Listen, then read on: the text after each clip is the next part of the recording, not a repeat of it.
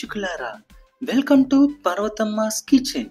ఈరోజు ఎంతో రుచిగా ఉండే కరివేపాకు పచ్చడి ఎలా చేసుకోవాలో చూద్దాం. ముందుగా కరివేపాకును కడుక్కొని ఎండలో ఆరబెట్టుకోవాలి. ఆ తరువాత ఆరిన కరివేపాకును ఒక కప్పు కొలతతో తీసుకోవాలి. నేనైతే 5 కప్పుల వరకు తీసుకున్నాను.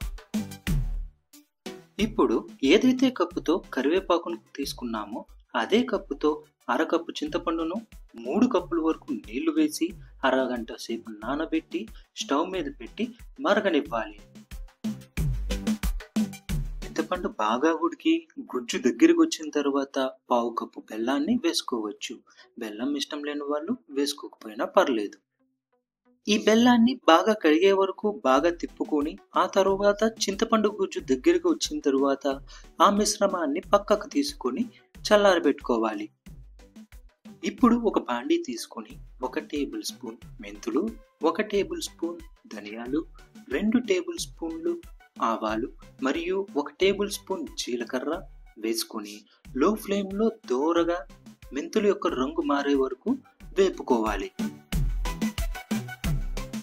చూసారుగా, మెంతులు రంగు మారాయి. సో ఇక్కడ మెంతులను వేరే గిన్నెలోకి తీసుకుని చల్లారనివ్వాలి.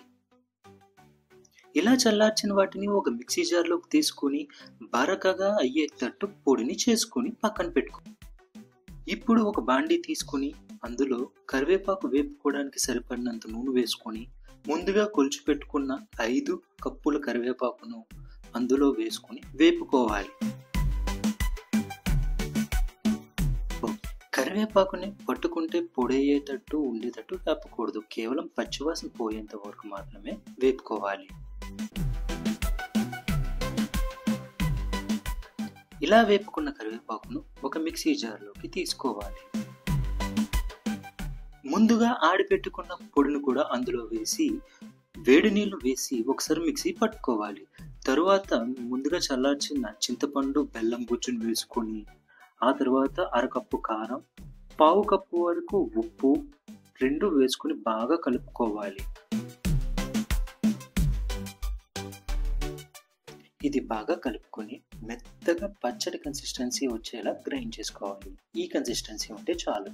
ఇప్పుడు పోపుని సిద్ధం చేసుకుందాం. ముందుగా ఒక బాండీ తీసుకొని అందులో నూనెను పోసుకోవాలి.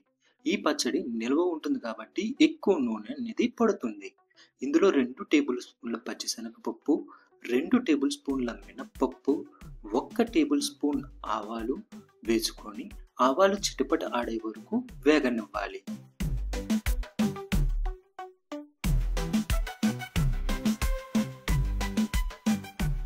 ఇలా వేగిన తర్వాత ఇందులో 15 నుండి 20 వెల్లుల్లిపాయలు కచ్చాగా దంచుకొని వేసుకోవాలి.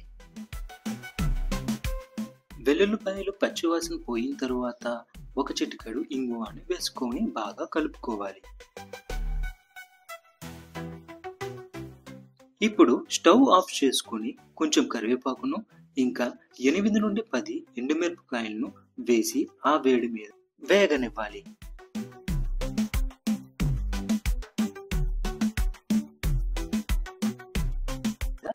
ఇలా తయారు చేసుకున్న పోపును చల్లారనివ్వాలి. వేడి పోపులో ఎప్పుడు పచ్చడిని వేయకూడదు.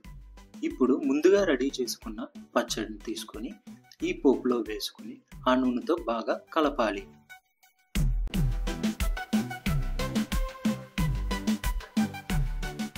నూనె అనేది ఎక్కువగా ఉన్నట్టు కనిపిస్తున్నా పచ్చడి మొత్తం బాగా కలుపుకున్న తర్వాత నూనె అనేది సరిపోతుంది.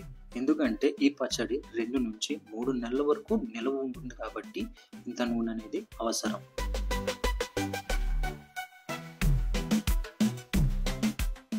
అంతేనండి, ఎంతో రుచిగా ఉండే కరివేపాకు పచ్చడి రెడీ. దీన్ని మనం ఎయిర్ టైట్ కంటైనర్లో పెట్టుకుని ఫ్రిడ్జ్లో పెట్టుకుంటే 2 నెలల వరకు నిల్వ ఉంటుంది. లేదా మామూలుగా బయట పెట్టుకున్నట్లయితే 1 నెల వరకు నిల్వ ఉంటుంది. ఈ వీడియో మీకు నచ్చినట్లయితే ఈ వీడియోని లైక్ చేయండి, కామెంట్ చేయండి, ఇంకా మీ ఫ్రెండ్స్ అండ్ ఫ్యామిలీకి షేర్ చేయండి.